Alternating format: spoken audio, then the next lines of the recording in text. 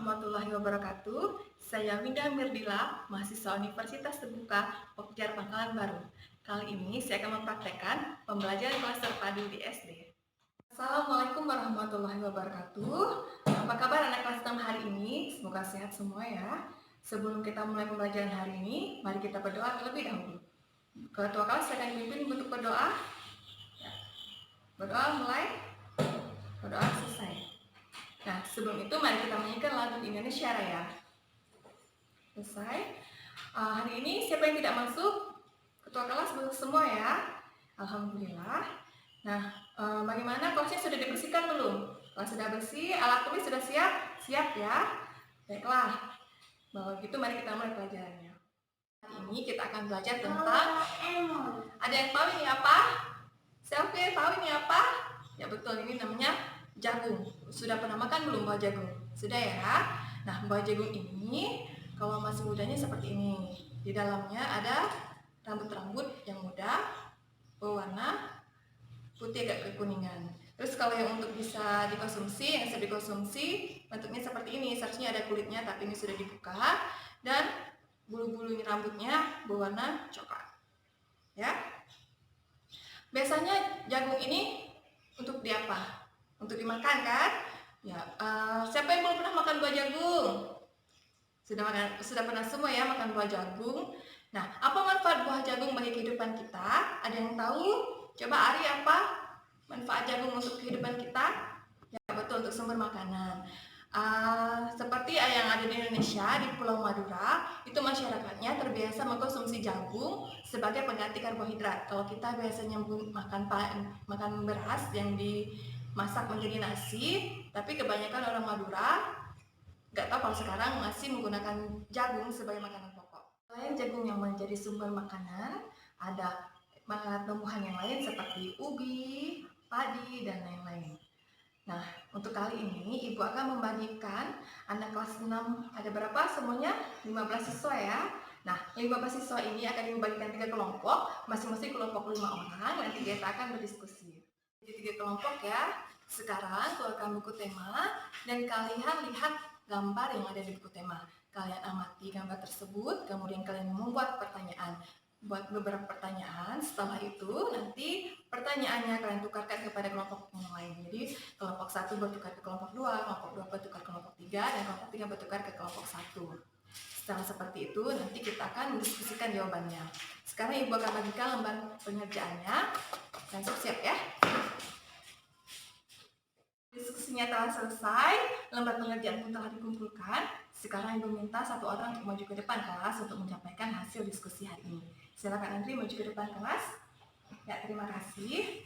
Jadi anak-anak semuanya, manusia dan hewan sangat bergantung pada tumbuhan. Banyak sekali manfaat tumbuhan bagi kehidupan manusia dan hewan. Selain untuk menghasilkan sumber makanan, juga tumbuhan menghasilkan oksigen yang menjadi sumber dari pernapasan manusia.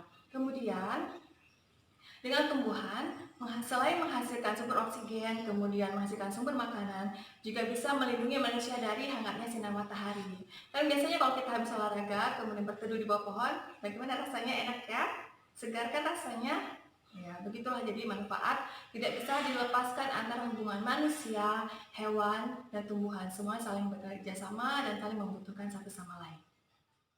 Sekarang coba kita bayangkan, kalau kehidupan kita tanpa ada tumbuhan, tentunya kita akan kekurangan sumber makanan, hewan juga akan kekurangan sumber makanan, dan bumi, dunia ini akan menjadi gersang, dan kehidupan lama-kelamaan akan berakhir. Nah, sekarang perhatikan buku tema kalian. Di situ ada tulisan tentang bagaimana jagung berkembang biak. Kalian baca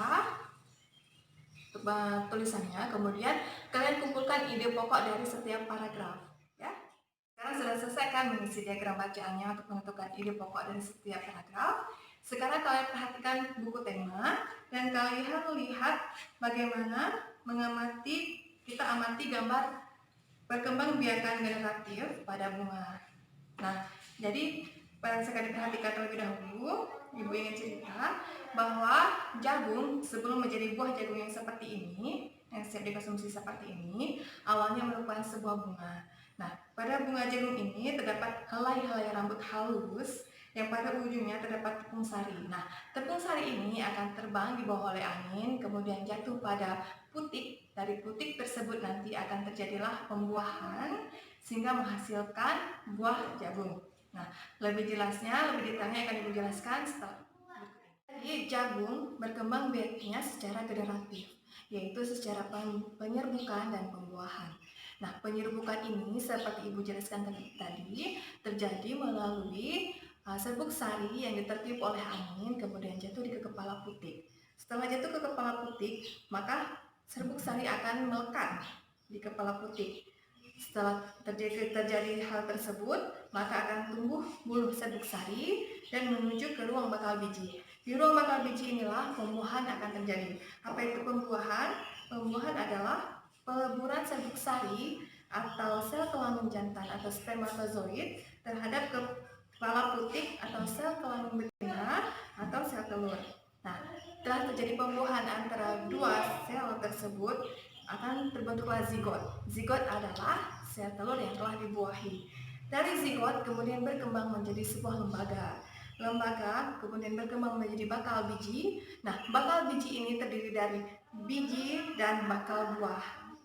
Sering kita jumpai ada buah yang di dalamnya ada biji. Nah, bakal biji tadi berkembang menjadi biji dan daging buah. Daging buahnya kita konsumsi dan bijinya nanti di dalamnya ada lembaga yang merupakan awal dari bakal tumbuhan bara.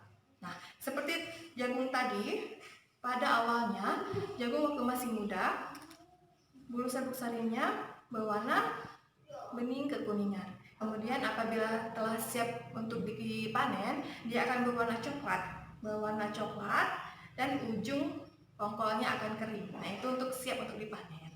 Nanti para petani selain akan dijual kemudian dikonsumsi oleh orang-orang, ada beberapa biji yang nanti akan disemai kemudian akan ditanam kembali menjadi tumbuhan baru.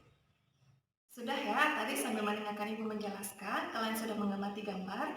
Di situ ada mahkota bunga, ada kepala putik, ada kepala sari, tangkai sari, ada kelopak bunga, dan ada ruang bakal buah yang terjadi tempat terjadinya pembuahan. Tugasnya kalian menulis manfaat dari perkembangan generatif. Nanti kalau sudah selesai dikumpulkan ke Ibu ya. Sekarang kalian buka buku tema kalian, di situ ada diagram Venn. Nanti diagram Venn ini akan kita gunakan untuk tugas yang selanjutnya. Sekarang kalian baca dulu teks tentang bunga yang hidup di negara ASEAN. Ada yang pernah dengar kata ASEAN? Jeffrey pernah dengar kata ASEAN? Udah ya, baiklah akan Ibu sedikit jelaskan mengenai ASEAN. ASEAN merupakan kepanjangan dari Association of Southeast Asian Nations, yaitu merupakan organisasi internasional yang terdiri dari negara-negara yang berada di Asia Tenggara. Nah, ini negara yang berada di Asia Tenggara itu ada Indonesia, Malaysia, Brunei, Filipina, Thailand, dan lain-lain. Nah, apa yang menjadi latar belakang terbentuknya ASEAN? Yang pertama adalah persamaan letak geografis. Nah, seperti Ibu tunjukkan tadi, sama-sama negara ini sama-sama berada di Asia Tenggara.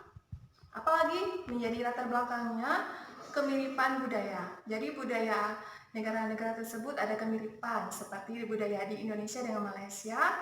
Di situ terjadi kemiripan budaya sehingga kadang menimbulkan percikan-percikan yang saling mengklaim ini budaya saya, ini budaya saya. Nah, karena itu selain karena letak geografis juga terjadi karena adanya migrasi orang Indonesia ke Malaysia sehingga orang Indonesia yang menetap di Malaysia kemudian mengembangkan budaya yang mereka bawa dari Indonesia ke Malaysia sehingga terjadilah kemiripan. Begitu juga dengan negara-negara yang berada di sekitar Asia Tenggara tersebut.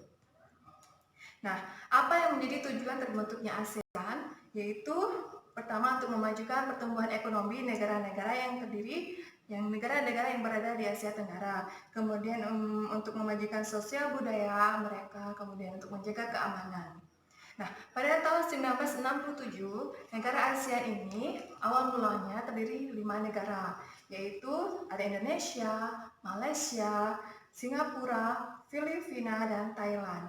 Terbentuknya ditandai dengan penandatanganan deklarasi Bangkok. Nah, di situ sudah mulai terbentuknya negara ASEAN. Kemudian selang beberapa waktu, masuklah 5 negara lain yang ada di Asia Tenggara untuk bergabung di ASEAN, yaitu ada negara Myanmar, Laos, Vietnam, Brunei, dan Kamboja. Seperti itu ya. Sekarang, dalam kelompok, kalian tentukan 2 negara yang kalian minati. Kalian tulis persamaan budaya, kemudian bunga yang menjadi lambang negara mereka masing-masing. Kalian menentukan 2 negara yang kalian minati. Nah, kalian buka diagram pen yang ibu minta tadi untuk kalian lihat. Kalian isi di situ diagramnya dengan membandingkan kehidupan sosial budaya dari 2 negara yang kalian pilih tadi. Juga bisa kalian masukkan tentang informasi bunga yang menjadi bunga nasional dari negara masing-masing. Nah, setelah kalian selesai membuat diagram pen, kalian kerjakan soal yang ada di belakang buku. Kalian kerjakan soal yang ada di buku siswa, kemudian nanti diserahkan ke ibu ya. Ibu tunggu. Selesai mengerjakan soalnya, sudah ya. Nah, sekarang kita akan menarik kesimpulan dari pembacaan kita hari ini. Pertama, tentang menentukan ide pokok dari setiap paragraf. Kemudian yang kedua, kita mengetahui perkembangan generatif pada tumbuhan, khususnya jagung dan tanaman yang berbuah lainnya. Nah, selain itu kita mengetahui tentang sejarah ASEAN, latar belakang negara ASEAN, kemudian ASEAN itu terdiri dari negara apa saja, dan bagaimana kehidupan sosial budaya dari 2 negara yang kalian pilih tadi.